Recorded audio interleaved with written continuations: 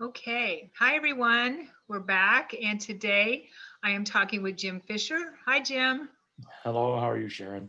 I'm doing well. Thank you. Happy New Year to you.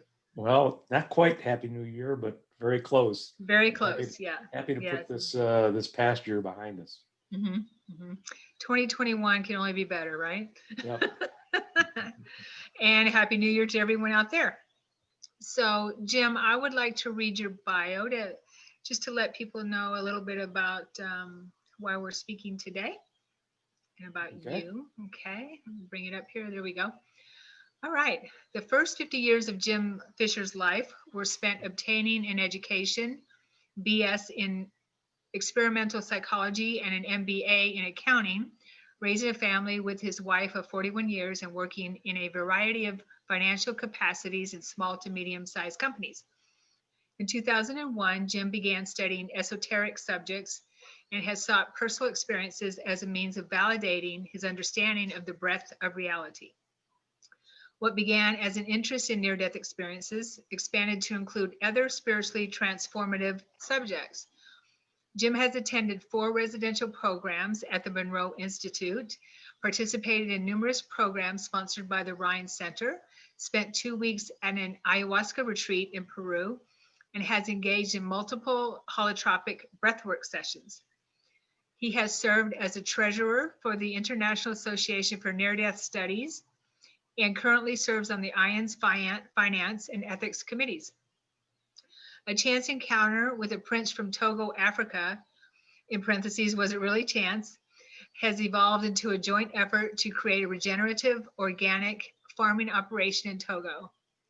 During his first trip to that country, Jim had an opportunity to see how societal belief in voodoo could be used to benefit the health condition of an individual.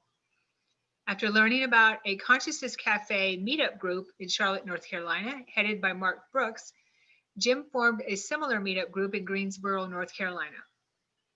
As of this writing, there are over 1,200 members of the two groups. Mark and Jim recognized the latent interest in the subjects they presented and decided to recruit a team of people with similar interests to create a website, www.consciousness-cafe.com. The group encourages others anywhere on their spiritual journey to visit the site and become members. Okay, we have a lot to talk about. Yep. Yep. So we'll have to do this more than once for sure. Yeah. So thank you. Thank you. If you could help us a little bit. I mean, I've been to the Monroe Institute, and maybe some people who are watching this don't know what the Monroe Institute is. Mhm. Maybe if you could help share information on the Monroe Institute and all the great things that it Sure. does. Yeah. I think you have to start with an understanding of who Robert Monroe was. Um, he's no longer living, but he was engaged in radio production. Um, this is back before television really came to be. Um, so he had some excellent experience with audio engineering. He one night had a spontaneous out of body experience.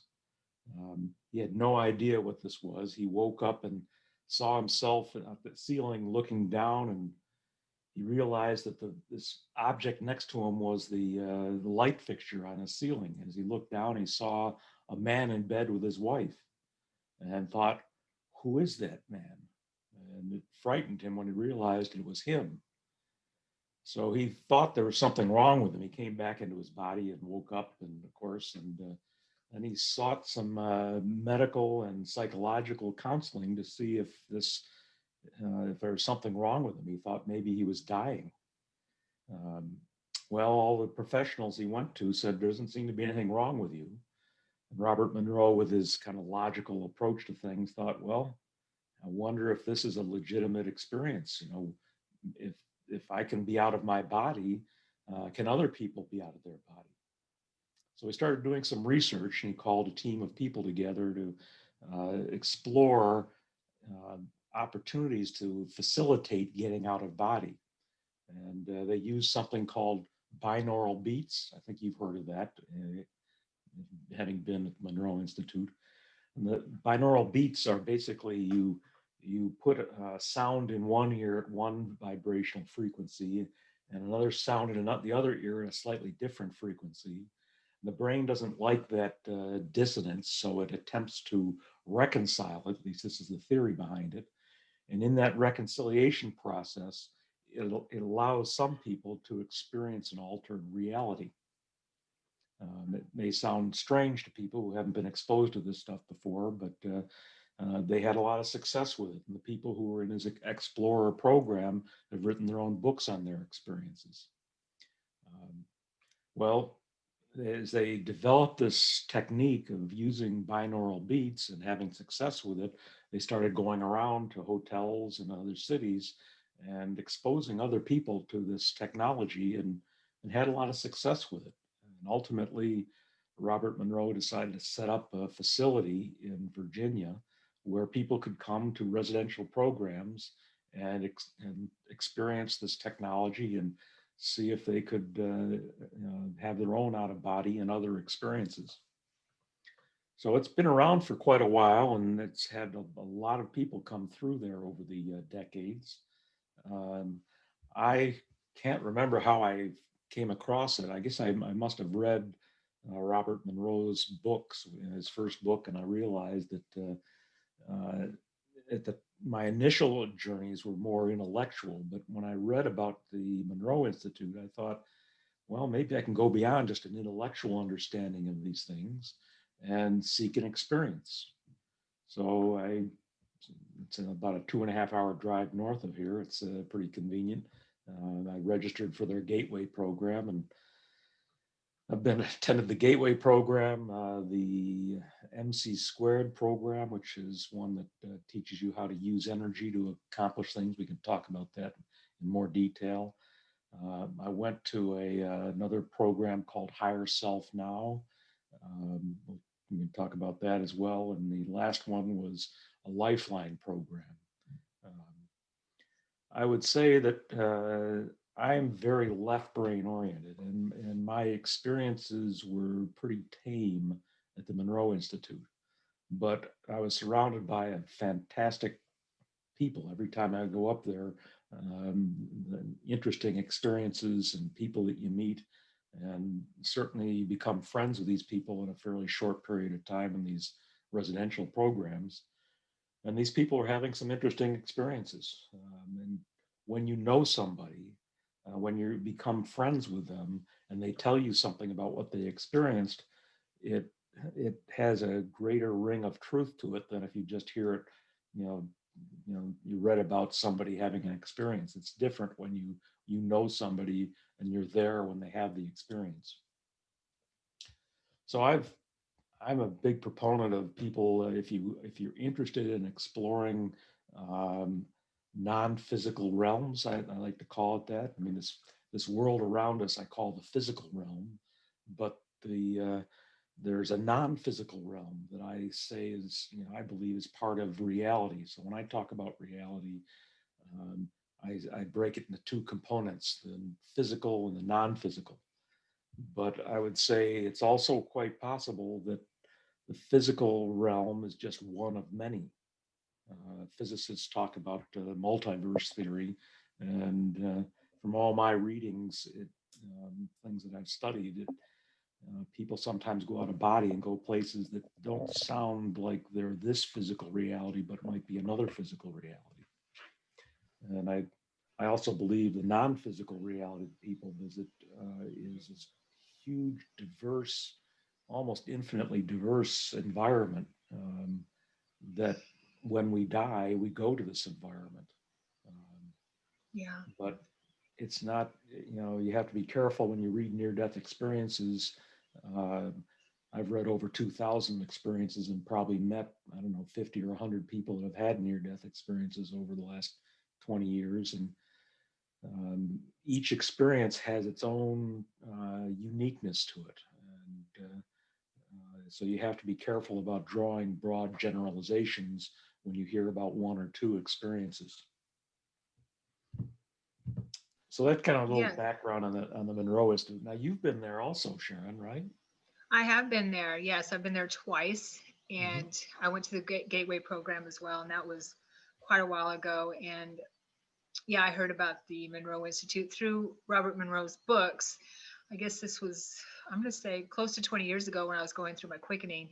And I read all the books I could find. I was actually having sleep paralysis at the time when I lost my stepfather, and things just started happening very strangely for me. Where, and you know what sleep paralysis is, I'm sure, because Yeah.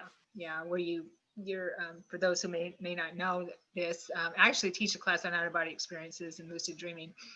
And people, when you're asleep and you're in that in between state and you're paralyzed and you can't move and you can't scream and you're awake, but you can't move. And if you don't know what's going on, it's very scary. So I was experiencing that pretty much every night after my stepfather passed.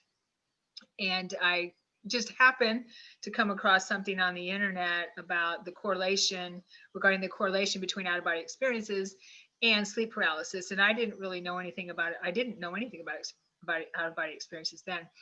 And it hit me, oh, that's what's going on.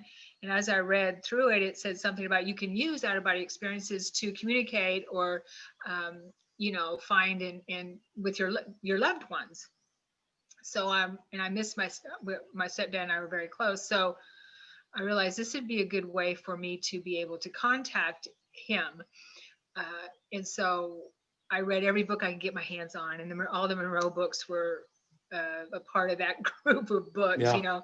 Robert Peterson, William Buellman, and which was the second program I went to in the Monroe Institute was his program. Yeah, and so now that's what I do. When I go to sleep at night, I do my exercises so I can travel out of body consciously. We do it anyway. It's just a matter of doing it consciously. Would you agree? I would agree. Yeah. Yeah. And Yeah. what you were saying, go ahead. Lucid dreaming is Mhm. not quite the same as an out of body experience, but Mhm. the idea of becoming conscious in that dream state and taking charge of what you want to experience. It's amazing. Mhm. There's nothing like it. There's nothing like it. As soon as I'm in that state of know that I can leave my body consciously. I mean, it's pretty much euphoric, and I just start floating and flying. So, and So you you've been know, doing this for a while. mhm. I'm I've read a lot of books on out of body experiences. There's one name you didn't mention, Jürgen Ziwe. Oh, I love his books. You Yes. know, you read those books. These are very experienced out of body travelers. Hmm. And if you agree that these are legitimate experiences, these aren't hallucinations. Right. There are things that you can do to verify that these are legitimate experiences taking you to real places. Right. Um, so as I read these things, it's fascinating to me. I think near-death experiences tend to um, they don't you don't have the same breadth of travel opportunities in a near-death experience that you have an out-of-body experience. Yeah. So I tend to enjoy reading the out-of-body experience books because I think they, for me anyway, they give me a little greater insight into the breadth of what can be experienced when we finally transition. Yeah, and that's what I loved about Jürgen Ziwe's most recent book. And I forget the name of it, but I love the subtitle is "How to Enjoy Life When You're Dead." Mhm. Yeah. I read it twice, and it's amazing. I don't remember the title, but I know he's got Multidimensional Man and then Infinite Vistas. I think it's called Vistas of Infinity. That's it. Yeah. Vistas Yeah. of Infinity. Yeah, and it's amazing the experiences I've journaled probably over 800 out of body experiences in the last 20 years. That's And pretty impressive. it's because and I know if I can do it, then anybody can do it. It's just something that my mind is programmed to have those, to be conscious during my night travels. And that's all So we have here's to do. so here's a point that I'd like to make to Hmm. viewers. If you haven't been exposed to these subjects, if you rely solely on what our Abrahamic religions teach us, there's not much in our religious training to give us insight into what awaits us. So most people, when they die, um, they basically are going into this extension of consciousness, which is what it is. You just don't have a body, without any awareness of what they can experience. So I have this simile I use. Suppose you won a raffle, and that raffle is an all expense paid trip to Paris, France. It's exciting. You win this and you're looking forward to the date. But if you won that raffle, wouldn't you spend some time before you left planning what you wanted to experience? You know, what do you want to see? What does Paris have to offer? So that when you got there, you'd have something in mind that you'd want to be doing. And I kind of I think that ultimately, when we pass from this physical reality, if you spend a little time studying these subjects, you might be able to influence what you experience on the other side. I So, totally agree. I totally agree with you. As long as you're conscious, and I tell people all the time, and you know, we're not in the Western world. We're not taught how to die. yeah. We don't. You know, we're all most people are afraid of death, and that's what we're dealing with right now. And Hmm. so we're because we're afraid of the unknown. We don't know what happens, right? And so I would imagine with you working with near-death experiencers, that might be, I know with me, that's one of my goals why I came back or was told to come back. And the second one is to help people realize that we don't die. Hmm. It's just a change of form. Yes. Yeah. So if you read near death, and you can maybe you can talk about this as well. All these near death experiences that I've read, if you think of how the individuals are thinking as they go through this, it's as if their mind is just continuing along. Like you have a cardiac arrest and you come out of your body and you see them doing CPR on you. What they're saying, you know, when they describe their experience, they say, you know, I looked down and I could see them working on my body, and I tried to tell them I'm okay. If you think about how they're thinking, it's just as if consciousness has just continued on. I'm gonna make another point on this. One of the programs I went to at the Monroe Institute was Lifeline. And what you try to do in Lifeline is get into an altered state of mind and find people who have died, who don't realize they've died. And you try to help them make a final transition. Now, that might sound really strange to a lot of people, but I've met many people who do this kind of work. And I'm going to share a little story about one individual in particular. Von Boone was a very renowned healer in Western North Carolina. Um, some of your listeners, if you're from this area, you may have heard of him. But in any event, Vaughn once told me about his work doing soul rescue work. And he said he gets together with a group of people when tragedies happen and they try to help people make their transition. I said, well, when you say tragedies, what do you mean? He said, well, for example, the World Trade Center collapse, the Oklahoma City bombing. And I said, oh, okay. And he said, you know, it's interesting. The number of people who needed assistance at the Oklahoma City bombing was much more than the number of people who needed assistance at the World Trade Center.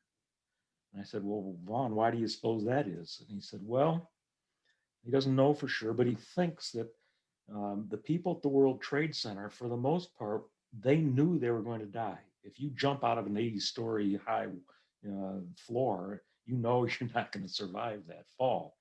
If you're in the building and it starts collapsing around you, you have a second or two to realize, you know that things are not going to end well. And when you leave your body, you probably have a pretty good idea you've died. Contrast that with the Oklahoma City bombing.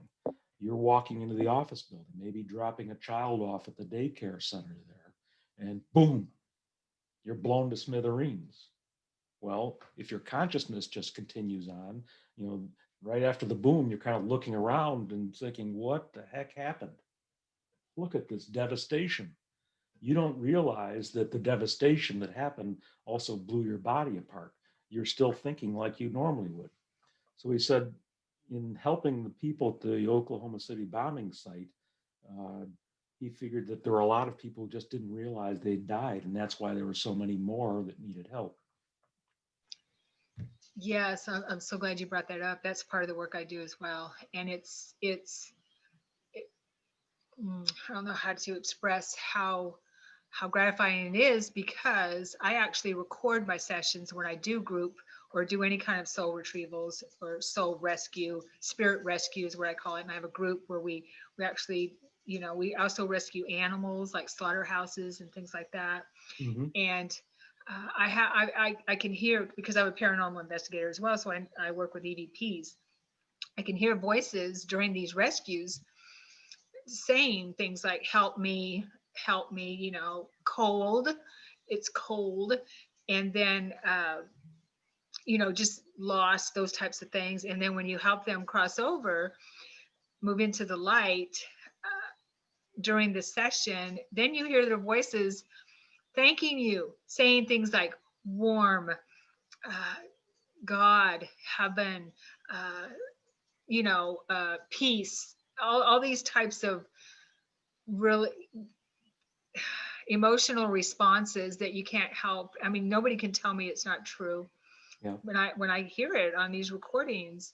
And I'm so happy to hear that other people are doing this, because I don't know anyone personally except for people that I've worked with on my own, that are actually doing this. So I'm really happy to hear that. Thank you for sharing that. Well, you should attend the Lifeline program. The one Yeah. I went to was televised, recorded for a television program. I saw that one.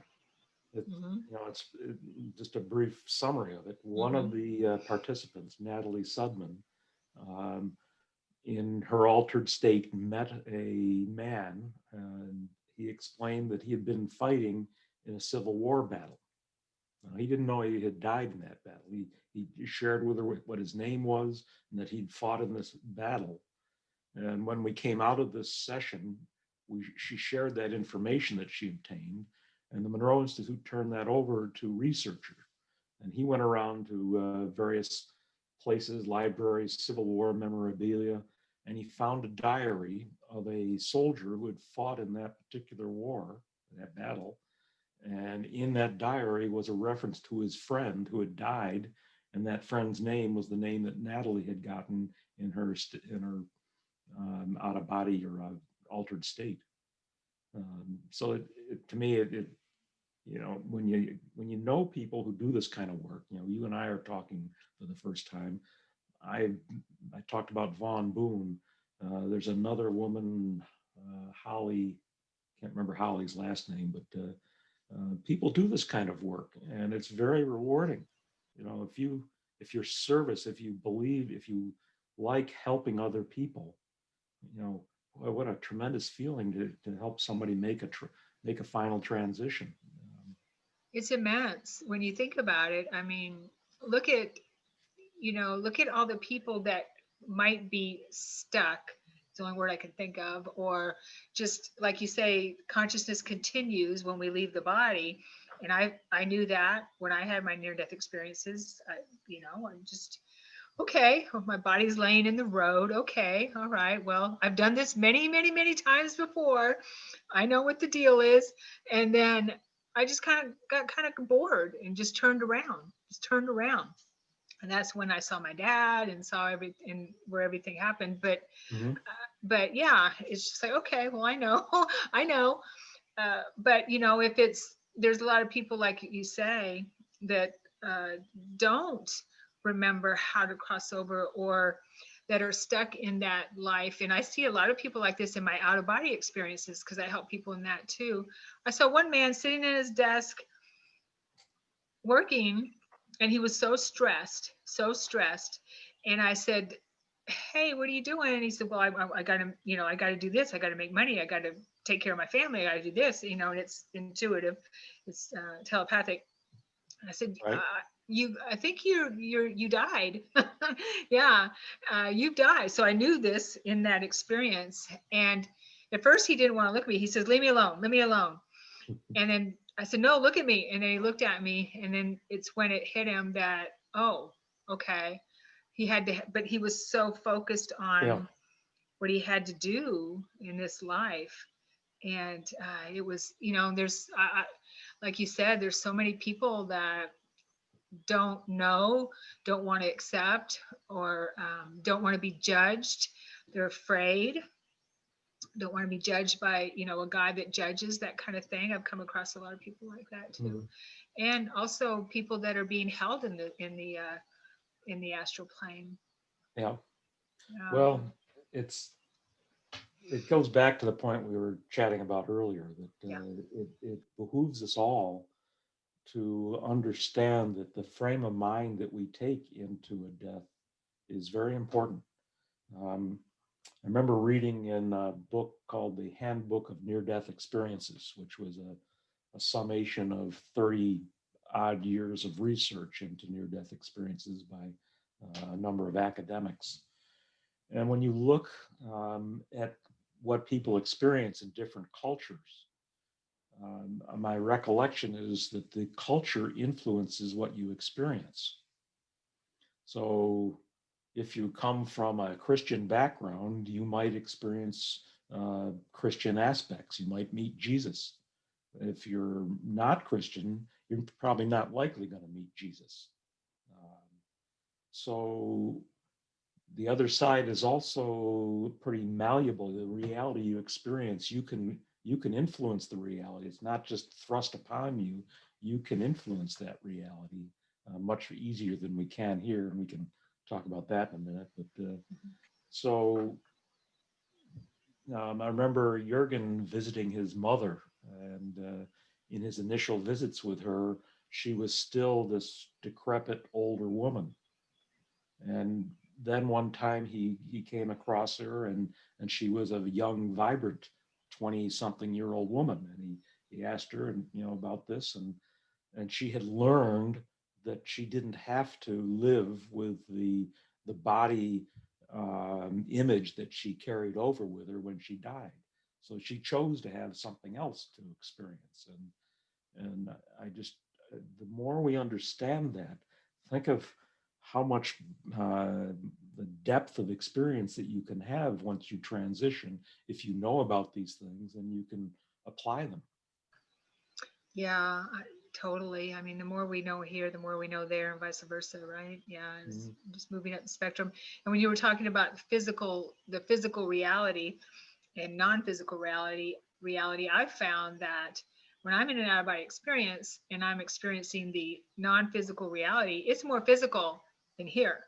Yeah, yeah, It does. It feels more real than yeah, here. Isn't that yeah. crazy? Yeah. So. Yeah, somebody was, I was talking to somebody in our consciousness cafe Mhm. meetup, and she'd had an out of body experience or two, I think, and yet she couldn't wrap her mind around the fact that you can have physical contact in this other environment. How can you do that? You're not a physical being. Well, I don't know how you can do it, but people talk about it, and I think there's merit to it. Yes, yeah, it's definitely feels physical. So you were, and I agree, it's all in our mind. Everything that's happening is in our mind anyway. Hmm. So yeah. So let's talk about IANDS. That's the near death experience group. Is that what that is? Okay. International Association for Near-Death Studies. Okay. I Okay. think they're coming up on their 40th anniversary. Yeah. Um, this was an organization that was founded by a small group of university professors who were interested. This is shortly after Raymond Moody had written his book in the mid 70s about life after life. And that was, by the way, that book is kind of what got me started.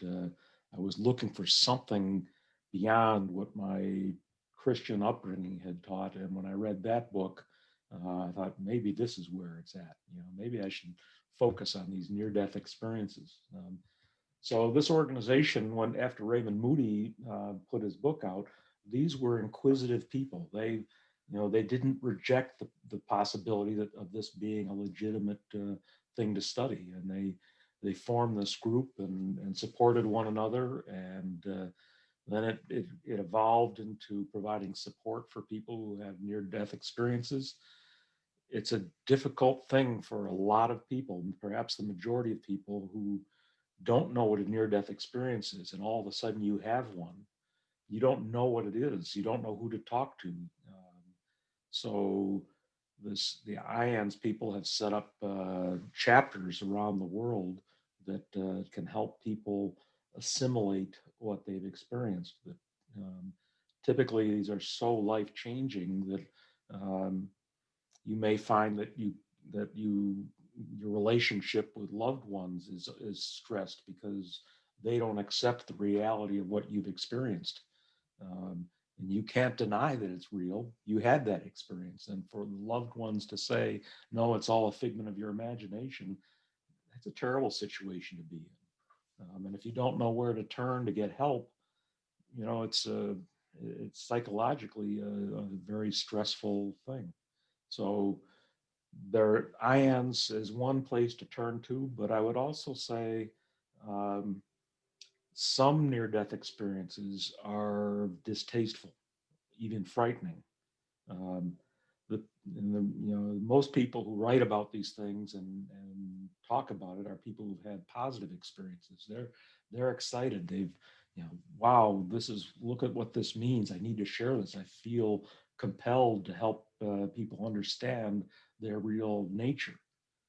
But if you've had a negative experience, um, you I think Nancy Bush wrote a book on this. You tend to want to keep that to yourself. You don't want to expose. Why did I have this hellish experience? Is there something wrong with me? Um, so there is an organization, ACISTE, Assist. It's an acronym. If you have a challenging spiritually transformative experience or near-death experience, and you want to talk to a professional counselor who understands these things, not just talk to a group of peers, but talk to a professional counselor, that's another place to turn to. Oh, wow, that's interesting. I didn't know that about that group. I know, didn't the doctor, was it Eben Alexander? Didn't he have a negative experience at first? Yeah, I guess you Eh, could say that. He existed in like a pool of mud, Okay. and he was trying to work his way out of it. He didn't want to be in that mud. And he explains in his book he was able to rise out of that and then experience this beautiful environment with sitting on the back of on the wing of a butterfly. Yeah. Yeah. That's funny about mud. After my mother passed and I was traveling, I traveled to Venus and found her on Venus. And my mother, she was challenged. I mean, it was a hard life for her. And so I asked her, "Hey, Mom, so do you like Venus better than Earth?" And she said, "Yes." She said, "Being on Earth is like being stuck in the mud." Okay. Yeah. So it made me think of that. So Yeah. Jim, yeah, I I mean, was going to make a comment. This little side thing. mhm. You know what SETI is? Search E- for Extraterrestrial yes. Intelligence. Hmm.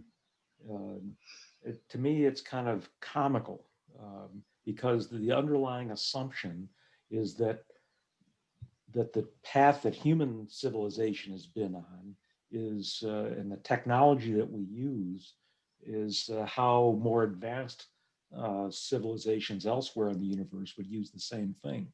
Hmm.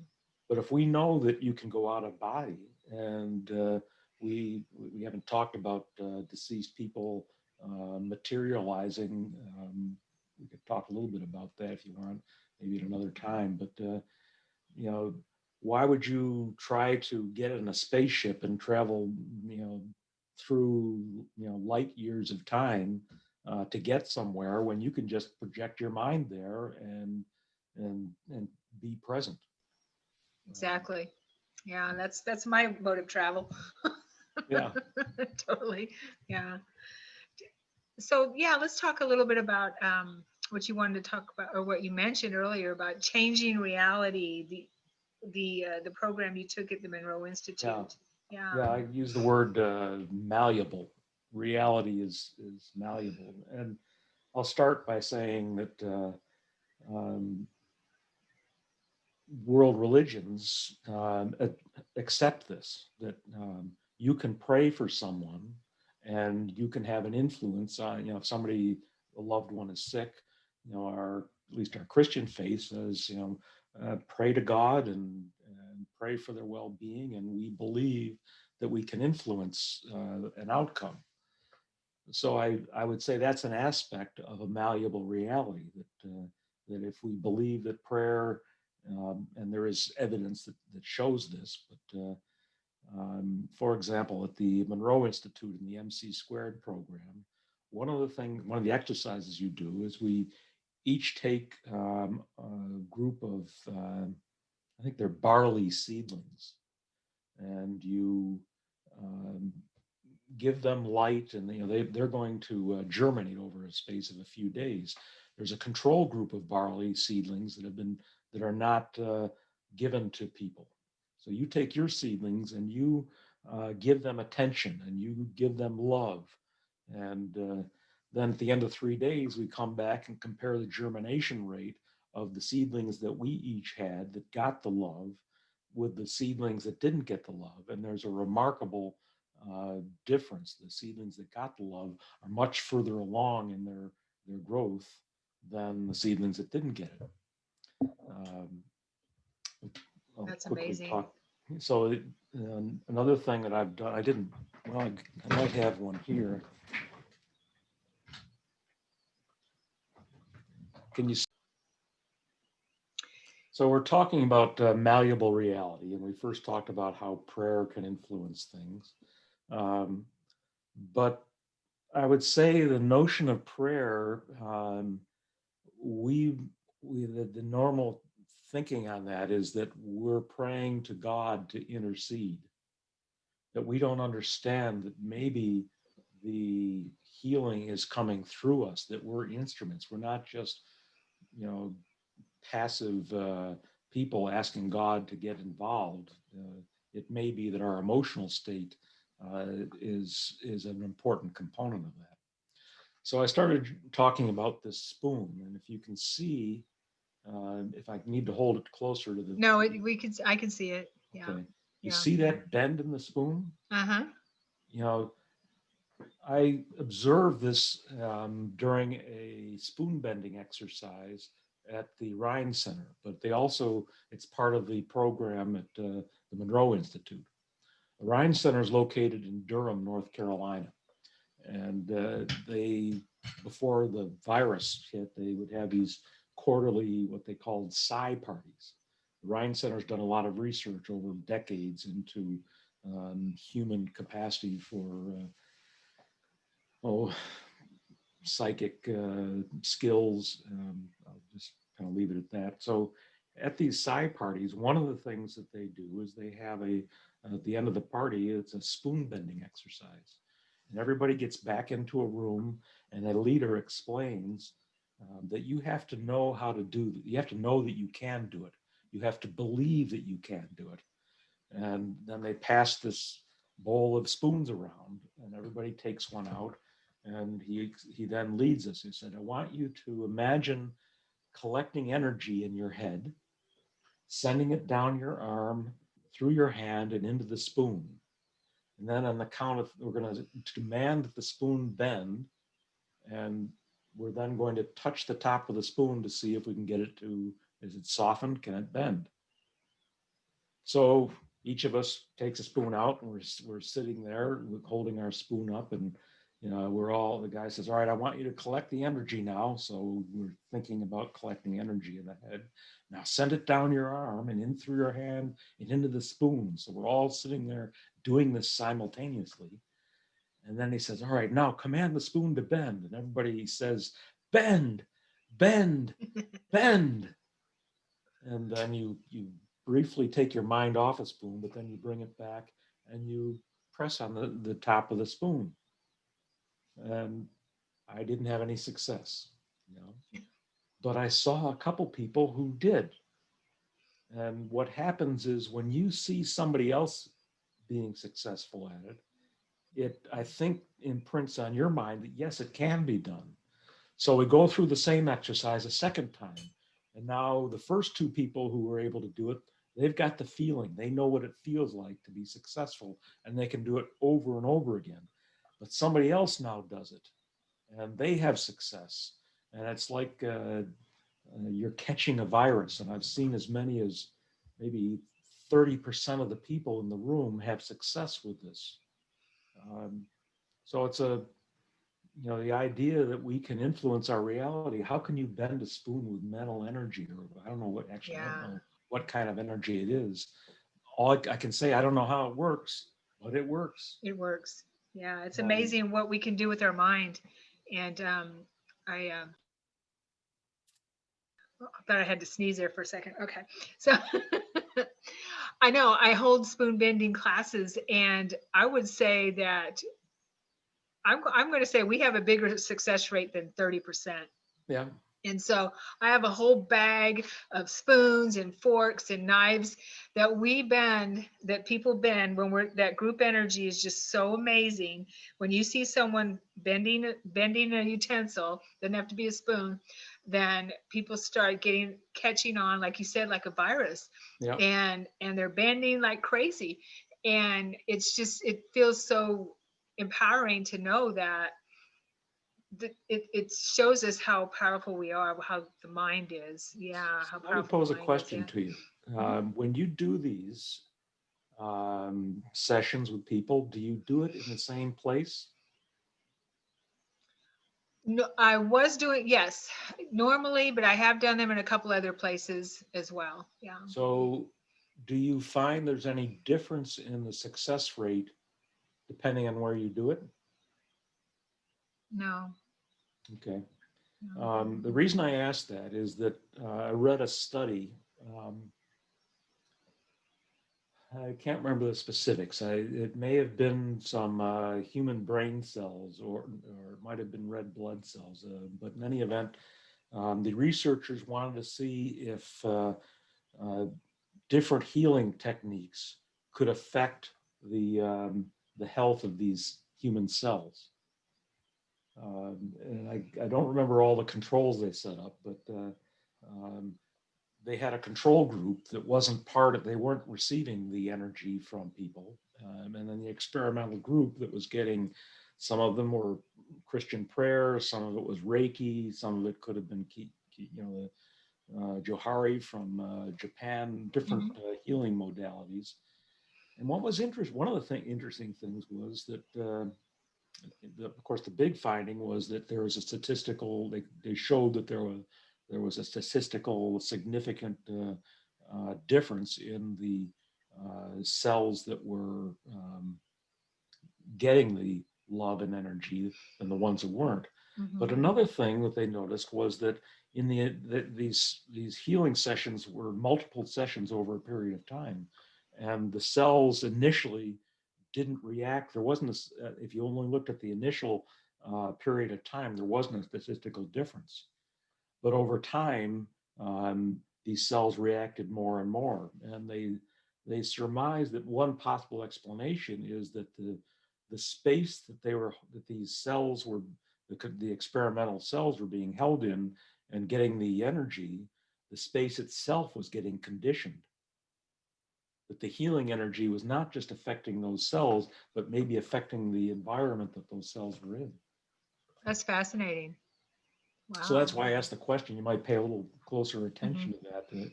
In my experience, one of the sessions, spoon bending sessions with the Rhine was done, most of them were done in their library, a very Mhm. small, contained, intimate setting. Mhm. But they had a fundraising dinner or something, as I recall, in the hotel across the street. And we were in a big meeting room and spread out more, and the success rate there wasn't as high as it was in the library sessions. Oh, wow. Yeah, where I was doing them, they were in a healing center, so there's already that kind of energy Yeah, going on yeah. anyway. Yeah, so which could be why we had such great success rate. I don't know, but yeah, it's So I'm going to put a little plug in here for a friend of mine, Jose sure, Hernandez, sure. had a near-death experience, And in his experience on the other side, he was bathed in this beautiful light. Not just, there were colors actually. And Mhm. he brought this recollection back with him and was able to digitally recreate what it looked like. And now he's working with a couple hospitals. What they want to do is a study. Um, they want to take some patients and expose them to his artwork and compare their outcomes with patients who aren't exposed to his artwork.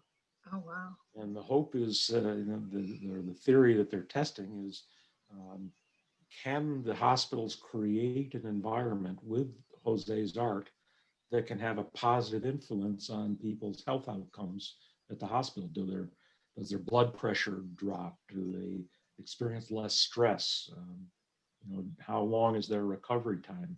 I don't know much more. I think it's just getting started, but it's an interesting concept. I love that. Jose Hernandez, you said? Yeah, and a little side thing on that as well. Have you heard of the book Surviving Death? Who wrote it? Leslie Keene. No, I don't know that one. Um, Leslie is an investigative reporter, and she took that skill set into exploring the concept of, does consciousness survive death? And she wrote this book on it. Well, um, another woman, Kimberly Clark Sharp, got together with Leslie, and they approached Netflix.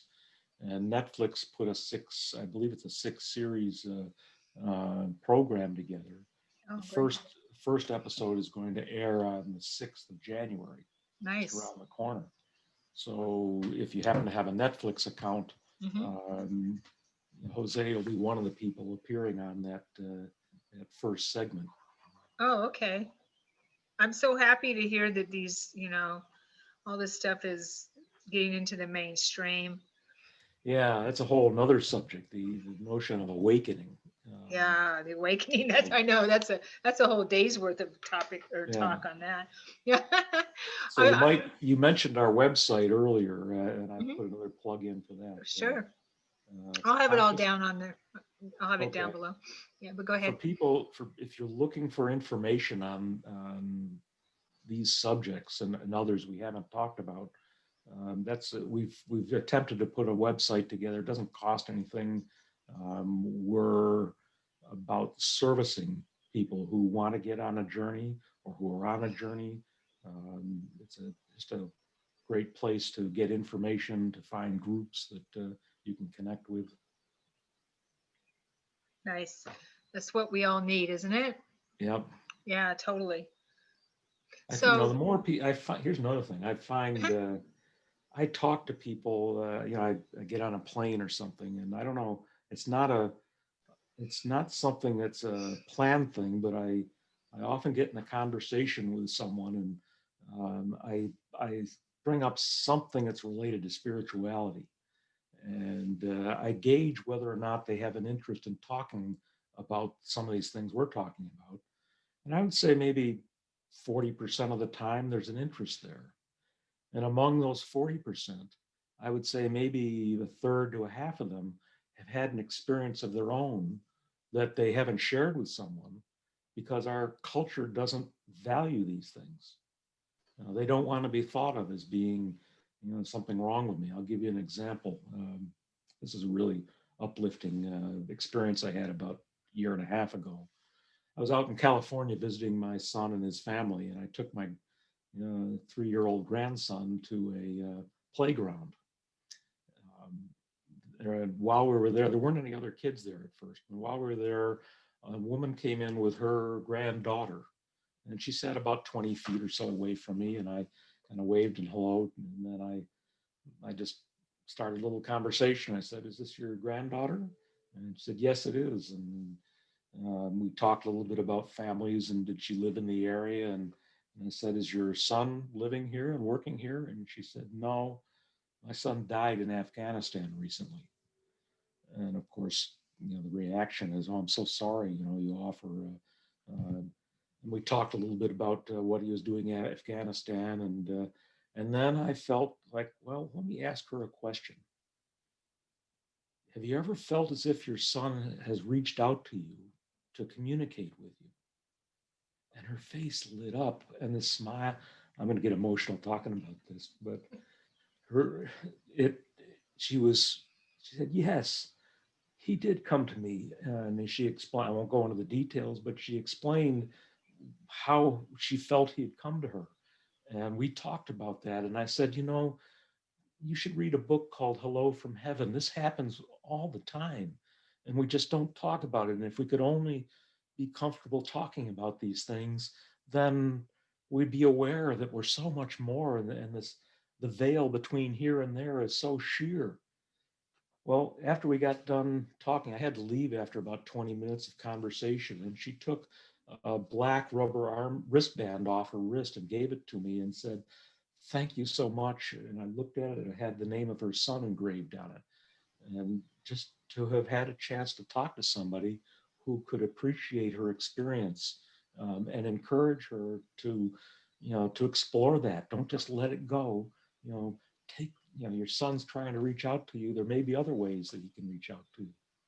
Wow, that's beautiful. I love that. Wow. Yeah. Being a psychic medium, I know Yeah, how healing it is. yeah.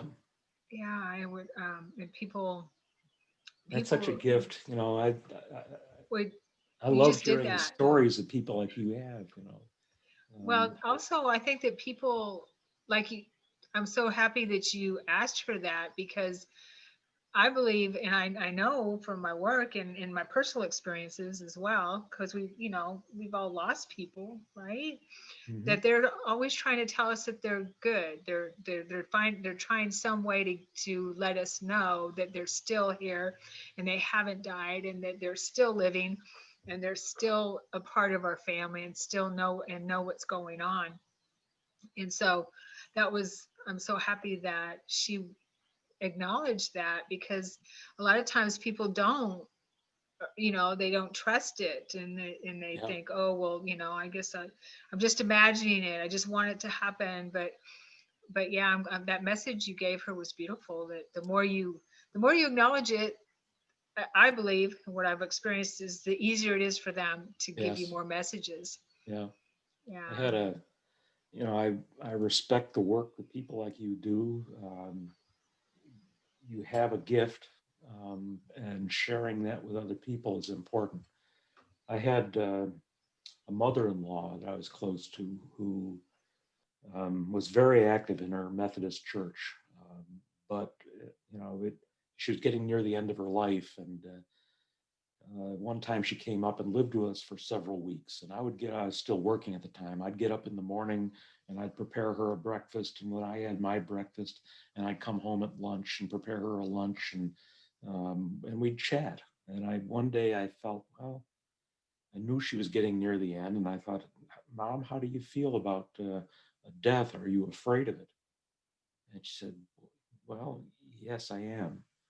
I said, you know, I've been studying this subject for a long time, and I'm convinced it's nothing to be afraid of.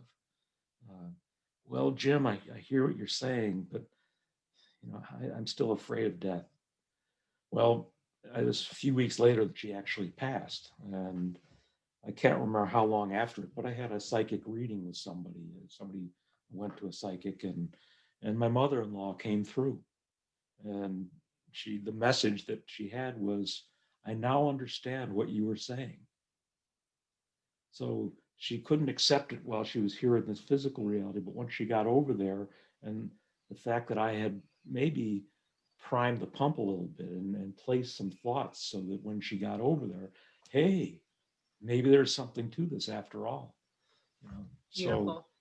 you know, seek out psychics. You know, this is legitimate stuff, folks.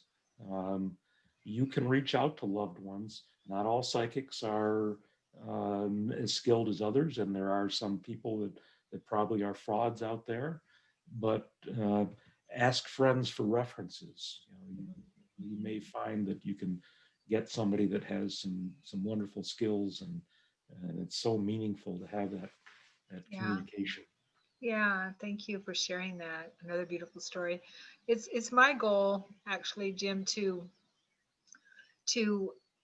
help everyone know that they can do this on their own. We all have the ability to do this on our own, right? I mean, you did it at the airport. It was at the airport, right? With that first lady that you talked about. And so it's my goal for, because to teach people, Yeah, help people realize that they can, that we have the ability, we all have the ability to be able to connect to the other side. It takes discipline, and it takes some work, and it takes trusting it, trusting what we get. So my goal is for everyone to put me out of business. yeah. Well, and look at your dreams. We Oh, totally. our culture thinks of dreams as just being something that Hmm. our resting brain is randomly producing. Well, I don't think that's necessarily the case. And when I have a deceased, my brother died, I don't know, 30 years ago. Um, and I've had some wonderful dreams. We were both skiing enthusiasts. We both worked out in Utah at different times, learning and just reveling in deep powder skiing. Um, so I'll quickly diverge to another thing. We can talk about this in more detail, but holotropic breath work is a means of getting into an altered state of being. And I had one session where I set an intention of experiencing some portion of the love that near-death experiencers say they experienced on the other side. So I went through my heavy breathing and I got into the state, and I was just luxuriating in this state of mind. And then I remembered the objective I set, and I felt this love. Just kind of, it was a presence. It wasn't a being. I mean, it wasn't something I could see, but I sensed this loving presence in the room, and this loving presence started um, directing love toward me, and it grew and grew and grew to the point where I was weeping in ecstasy, just lying on this mat, this huge grin on my face with tears streaming down from my eyes. Um, and then I realized that love is for everybody. It's not just me, it's for everybody. And the things that I'm not proud of that I've done in my life, they're inconsequential when you're in this love, you know. So I sensed my deceased grandparents and my father and my brother's presence came and joined this experience, and I was just in bliss. And I said to my brother, I couldn't see him. I just knew he was there. And I said, gee, while you're here, isn't there something we can do together? And the next thing I know, I'm following him down this deep powder run. And I can't see him, but he's kicking up these clouds of powdery snow. And we're making these figure-8 turns and creating this beautiful pattern. And I'm just laughing and having this great time.